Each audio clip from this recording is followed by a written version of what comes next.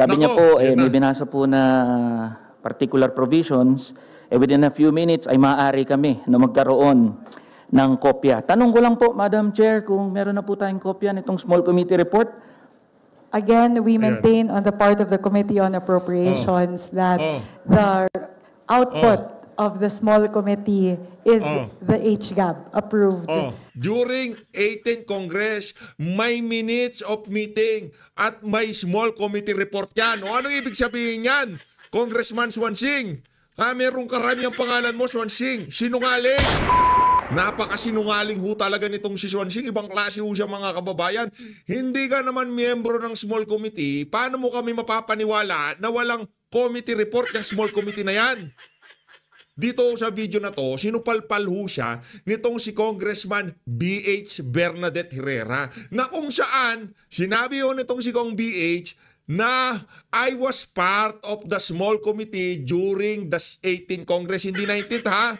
During 18th Congress, may minutes of meeting at may small committee report yan. O anong ibig sabihin yan? Congressman Swansing, merong karamihan pangalan mo, Swansing. Sinungaling!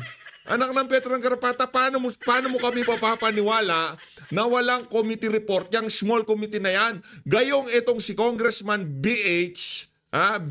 Bernadette Herrera, meron daw minutes, meron daw committee report, yung small committee na yan. Pero bago ho yan, mga kababayan, dahil balagbag na naman tong video na to, kung bago lang ho kayo sa PH Update, isang like at isang subscribe. Masaya na ho tayo dyan sa mga gusto sumali sa ating community. Yung join button at yung scan nyo na ho yung QR code na yan para mag 960,000 subscriber na ho tayo. 958,360. Naku, konting-konti na lang ho. I-push na natin to, mga kababayan. Ayun na nga, dito sa video na to, meron ho tayong tanong dito kay Swansing Sinungaling. Kung hindi ka naging member ng 18 ng small committee, huwag kang magbida-bida na sasabihin sa ating mga kababayan, wala namang ano yan, wala namang committee report yan. Malinaw ho, mga kababayan, dito sa sagot nitong si dito sa sagot ni Kong BH na meron ho talaga. Eto na, pakinggan ho natin itong si Kong BH. Game, Kong. Tama ba? Game. Ito po yung mga BICAM adjustments. Yun po yung hinihingi ko talaga. Tama ba na isinama namin ito sa BICAM? Tama ba na isinama namin sa GAA? Hoy, Swansing Sinungaling, makinig ka ha. Linuloko mo sa bayan ng Pilipino. Di ka naman naging membro, kala mo naman, alam mo lahat. Masyado ka kasing excited. Pustahan tayo. Tanungin ko tong si Ma'am BH. Ma'am BH, halimbawa, ibigay sa'yo yung committee na apro, kukunin mo? Nagpa-party tong si Swansing eh, no? Ay, ginawa akong committee on apro. Ang daming pera dito. Let's go! O ngayon, sasagutin mo lahat ng katanungan na dapat ibinabato dito kay Saldico at dito kay Estela Kimbo. Ano, masarap ba, madam? Kung isinama namin sa GAA, bakit hindi napalitan yung amount? Pwede ba kaming magtaas? Ako. Wow. Nung BICAM po, isa po ako sa masaya na nagdagdagan yung mga ahensya na hinihingan ko ng dagdag through the earmark revenues. Kaya lang nag-raise ng question, tama ba na kami sa Kongreso ang nagdagdag nito? Napaisip ako doon sa bagay nito dahil syempre doon ko naisip na Ang cute naman ng boses nitong si Ma'am BH. Diba? Napaka-cute. kung kailangan pala ng batas sa earmark revenue. Ako mismo ay nag-a-advocate na gusto kong diktahan or sabihin kay DBM, huy, huwag mo namang tipirin yung mga ahensya dahil kailangan niya ng ahensya eh. Kaya ang saya-saya ko na nadagdagan ng 5 billion ng BICAM ang DICT.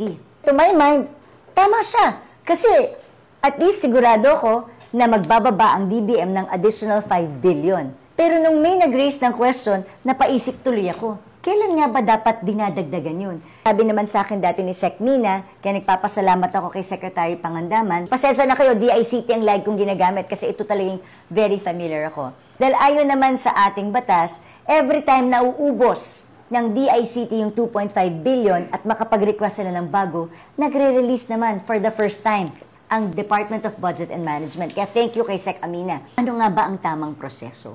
Dahil may pondo naman dito ang gobyerno. Katulad ng sinabi ko, nakapailalim ang special account sa automatic appropriations. Ang budget ng ating bansa ay nahihati sa regular budget. Ito yung budget ng lahat ng departamento. Special purpose funds, ito yung para sa special purposes. May automatic appropriations. Ano naman ang automatic appropriations? Automatic appropriations does not require periodic action by Congress kasi Nako. isinabatas na po namin ito. Automatic. Through legislation. Kaya yung yan. automatic appropriations, nandoon po nakapailalim ang special account to the general fund. Dahil dinidesisyonan po nila kung magkano ang ibababa nila sa bawat ahensya na may earmark revenue. At ang total po nun for 2025 is 27 billion 352 million 123,000. Pag nakikita niyo po ito mula sa net, hindi po siya gumalaw hanggang sa GAB 1, hindi siya gumalaw hanggang sa GAB 2 or House version, hindi siya gumalaw sa BICAM, hindi siya gumalaw sa GAA 2025. Steady lang po siya sa 27 billion 352 million 123. Pero nakita po natin sa BICAM under the special provisions na nagdagdag po sila ng dapat ibigay ng DBM para sa earmark revenue. Sabi ko nga sa inyo kanina, masaya ko dahil nadagdagan ng DICT, pero ang tanong, naging tama ba ang proseso? Sa BICAM, nagdagdag ng special provision para magkaroon ng karagdagang panggastos na kukunin doon sa balanse ng earmark revenue. Ang total po niyan ay nasa 12 billion 754 million 670. Kung hindi po gumalaw ang automatic appropriations under the SAGF, then saan po kaya natin makikita para lang mai-report sa tao? Makikita po siguro natin yan sa 2026 BSF. Kaya abangan po natin ang bagay na ito. Isa lang ang kasagutan ko dito Dapat po magpasa kami ng batas tungkol sa earmark revenue, kung paano po siya gagastusin, tila yung proseso or yung presentation sa publiko or presentation ng budget, yun ang isang malaking katanungan na hihingin natin ang sagot sa ating 2026 budget deliberation sa pamamagitan ni Congressman Robert Nasal or sabi naman nila civil society na po ako, na sana masagot po nila ang katanungang ito. Ako po, pag tinitignan ko, Kaya nga pala, no, civil society na pala si Madam. Hindi na siya, congresswoman, yung asawa niya na pala. So, sorry. Sige, kung banatan mo, bira lang ng bira. dapat pala bago mag-NEP, na ilagay na po yung karagdagan na gusto namin. Kumbaga, dapat na isulat na namin. Kasi kung automatic appropriations, hindi pwedeng galawin ng Kongreso. So, pero dapat sa nagalaw pa NEP rin. pa lang, na ilagay na sa SAGF, yung mas malaking amount na dapat ibinaba ng DBCC para sa mga proyekto na pinasa namin bilang batas, kaya nagkaroon ng earmark revenue. Pero syempre, lahat po yan ay debate pagdating sa legal. Hindi ko na po kayang sagutin yun dahil nasa Korte Suprema na po siya. But isa lang po ang malinaw. We really have to pass a law pagdating sa earmark revenue. Para number 1, pwede nga bang galawin ang cash na ito habang natutulog sa mga ahensya, habang walang programa ang ahensya. Para sa akin po, kaya sa earmark, dapat hindi siya ginagalaw. Pero sinasabi nga nila, mangungutang naman tayo ng malaki pag hindi natin gagalawin ito.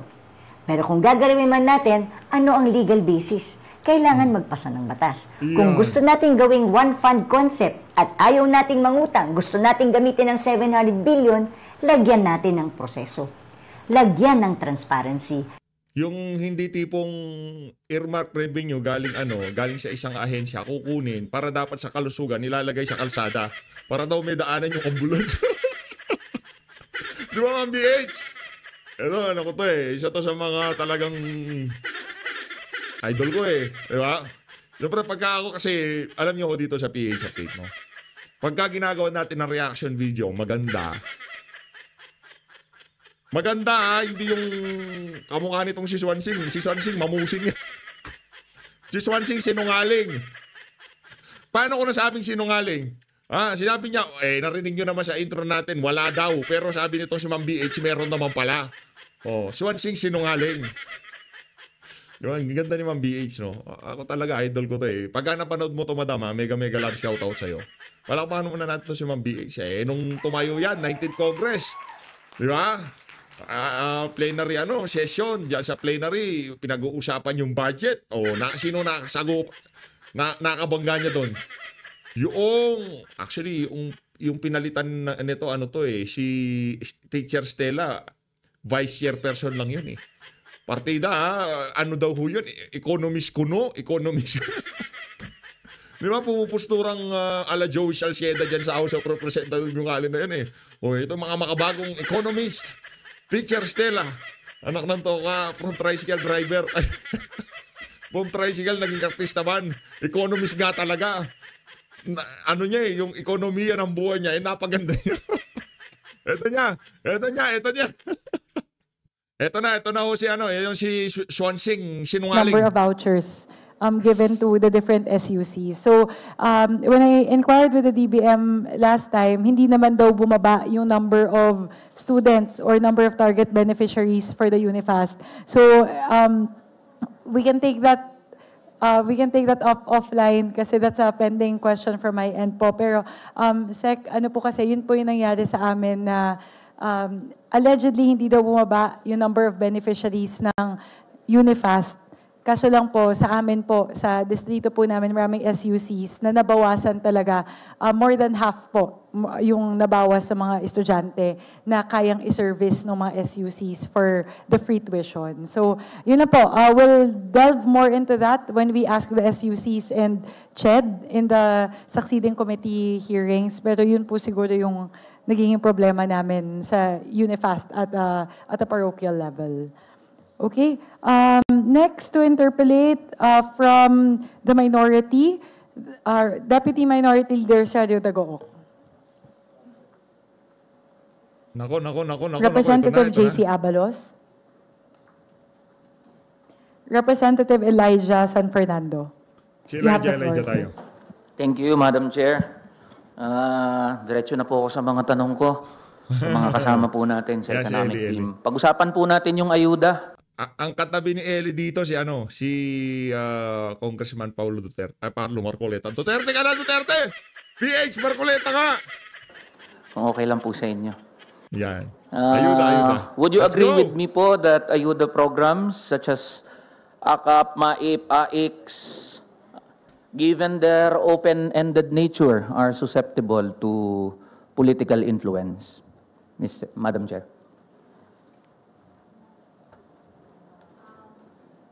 Madam Chair, just to note, I know that there are internal regulations and guidelines that the implementing agencies prepare prior to the distribution of the cash assistance.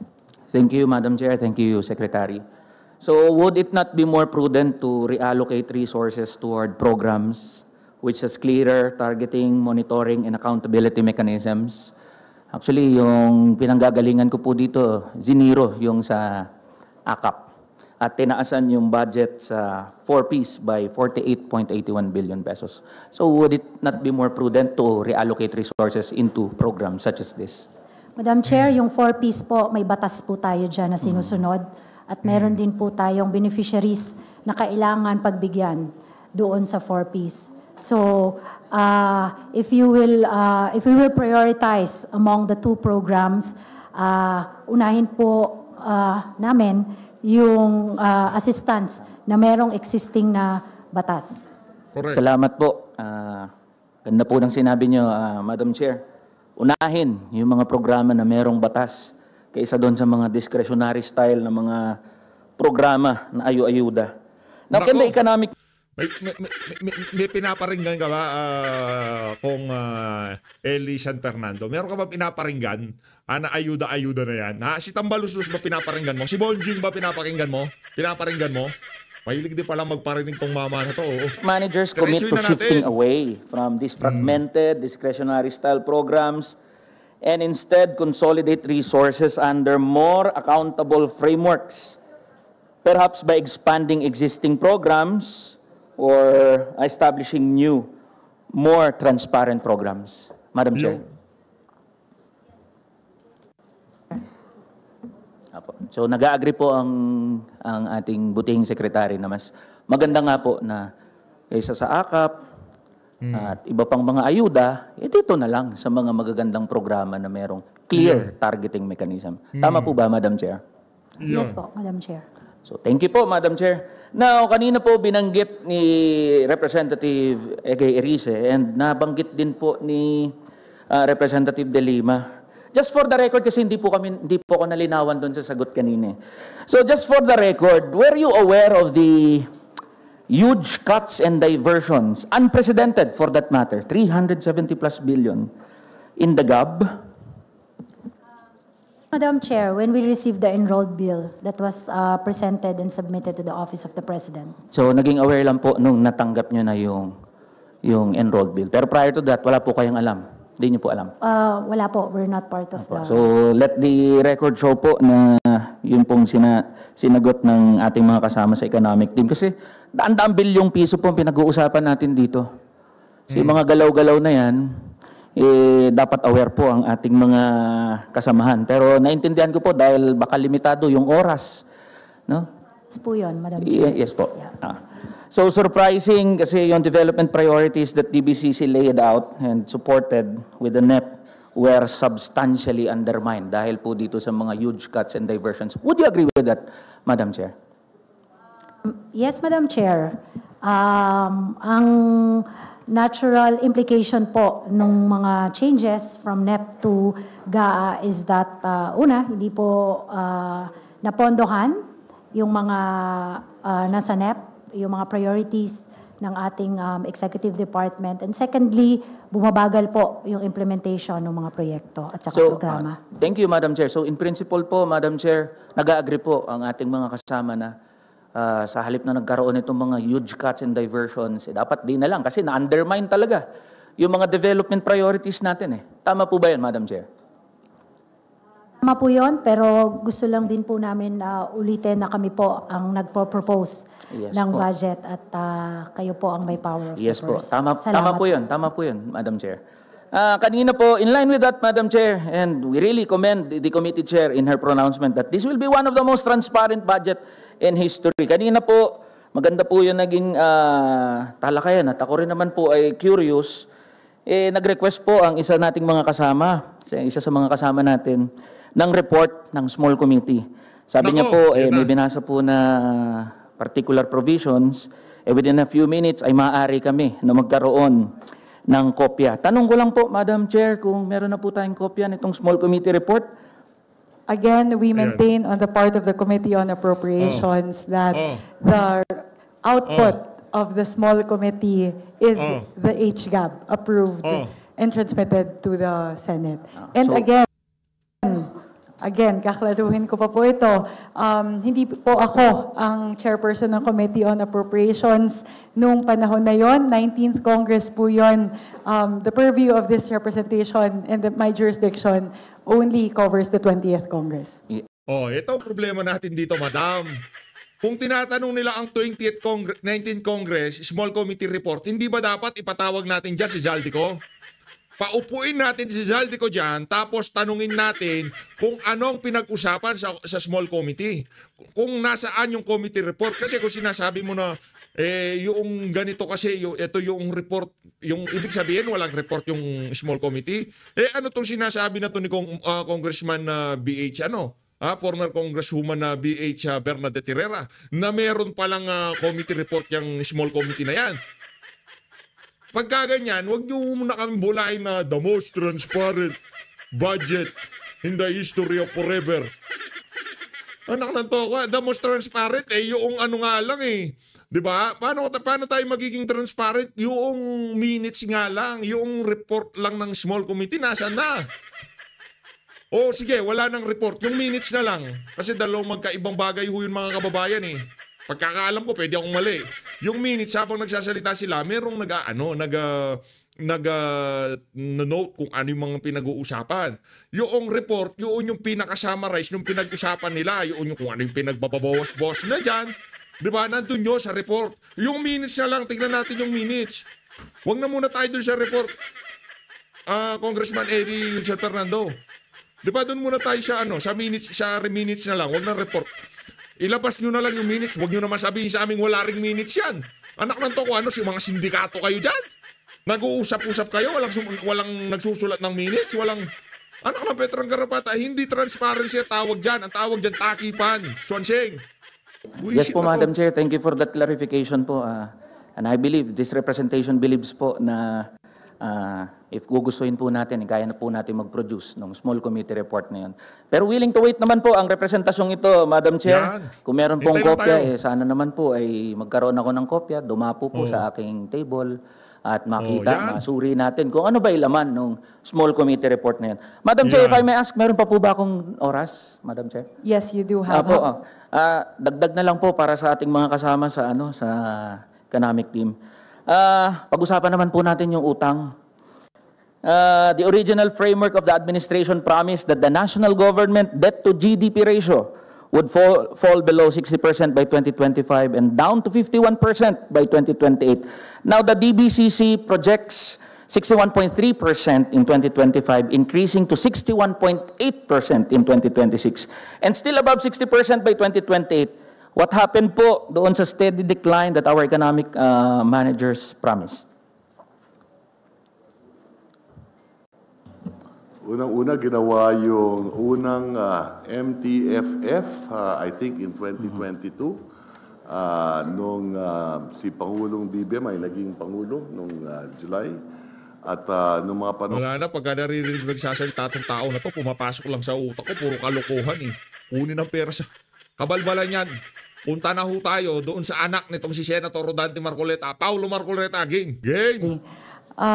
Next to interpolate on the part of the minority, Representative Alan T. Alan T. Kung Paulo muna para... Representative Terry Redon. Representative Deputy Minority Leader Bong Suntay. Next would be Representative Paulo Henry Marcoleta. You have the floor, sir. Thank you, Madam Chair. I'd like to know the status of the Maharlika Investment Fund Nako, yari kayo. because for the last 2 years, the President did not make any mention about the MIF in Daming bagay ni daming bagay ni Marcos Jr. Pero pa tayong Maharlika Investment Fund, anak ng his to. SONAS. And since Congress has the innate power of innate oversight function, I think, I believe we ought to know the status of the Maharlika Investment Fund. And I believe you have also been endowed with repertorial requirements. And what mechanisms are in place to ensure the transparency of these multi-million investments that were made? I believe early this year there were investments made already by the Maharlika Investment Fund. Yes, thank you very much. Yes, it is true that we report to Congress yearly. I think there are documents submitted to Congress to provide status with regard to the investments of Maharlika. Essentially, Maharlika has invested in 2 projects. One is NGCP, 20% of 2 board seats in NGCP, roughly 20 billion pesos. And another is in a mining, Makilala Mining, and that's how much? Mike.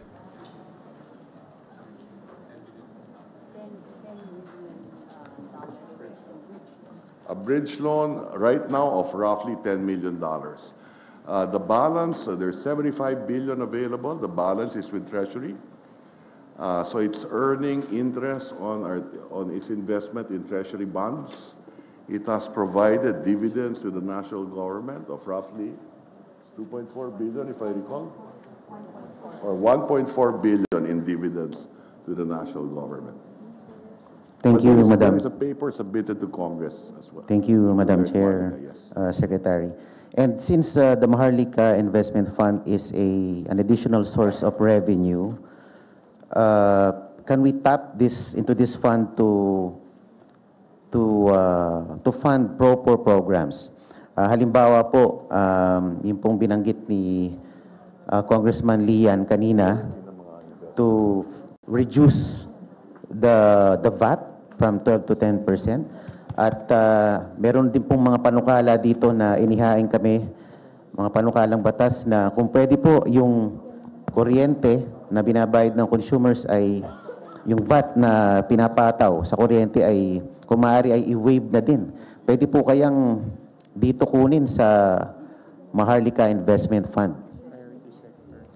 Yung Maharlika Investment, para sa investment, ang pwede niyang gawin, halimbawa, and I know it is considering investing in the grid operations, halimbawa sa Mindoro o yung mga spag areas na walang napakalang kuryente, doon tumitingin ang Maharlika Investment Fund, the possibility of investing there.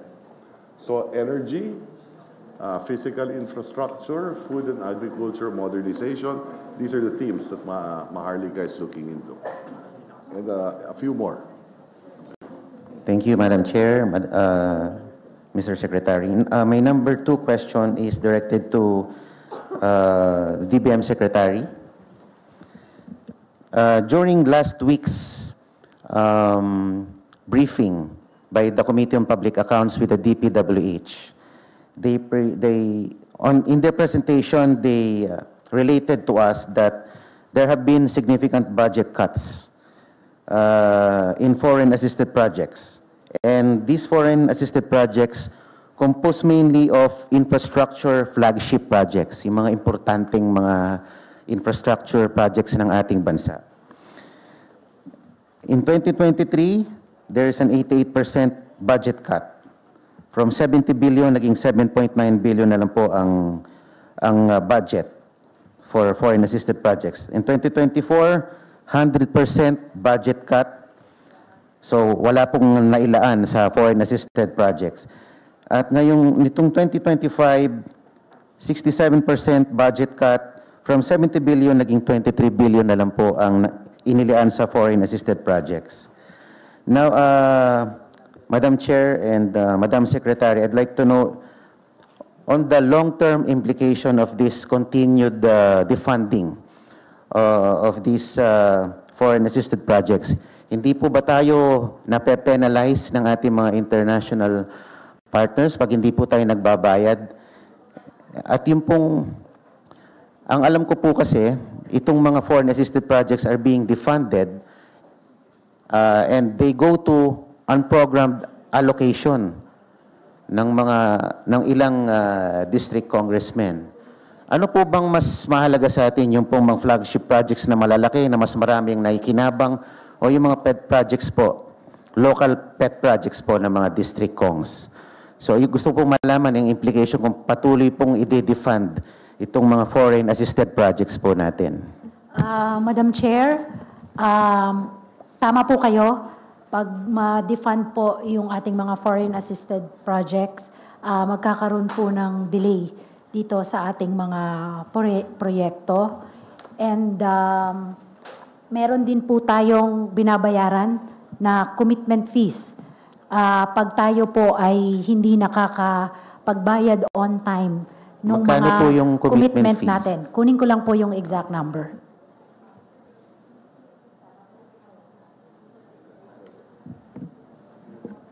Hindi po ba tayo on the losing end pag ganyan po we continue to pay penalties for defaults or non-payment of these contracts?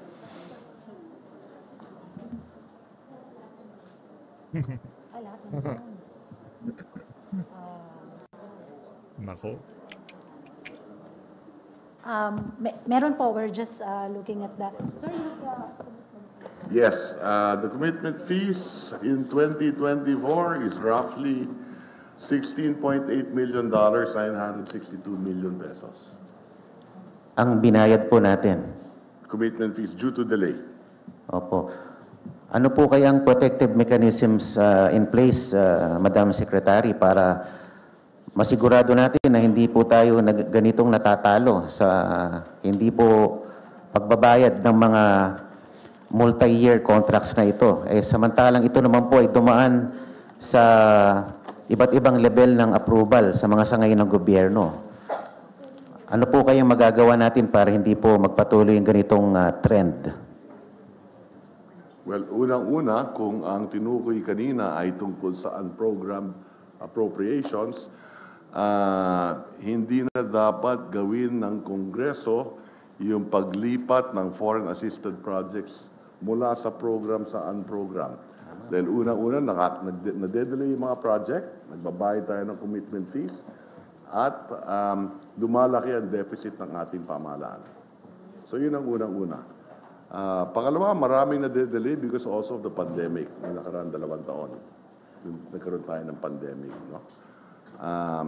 So, budget execution is also important as far as the executive is concerned. Na siguraduhin before we borrow money, we make sure that the project is can be implemented properly. Thank you po, Thank you. Mr. Secretary, Madam Chair. Thank you for the enlightenment po. At sana po, with the new stewardship of our chairperson, sana po ay hindi po mangyari ito sa 20th Congress dahil tayo po ang kawawa kung nagbabayad po tayo ng mga commitment fees sa mga project na dinedelay dahil hindi po natin binabayaran ito at napupunta po sa mga maliliit lamang na mga proyekto. Salamat po, Madam Chair. Thank you very Ayun na nga mga kababayan, dito na natatapusin ang ating reaction video. Maraming salamat dito kay Ma'am BH, dito kay Ellie San Fernando, at dito kay Congressman Rodante Marcoleta Jr. Maraming salamat po mga kababayan. Mahal natin Pilipinas.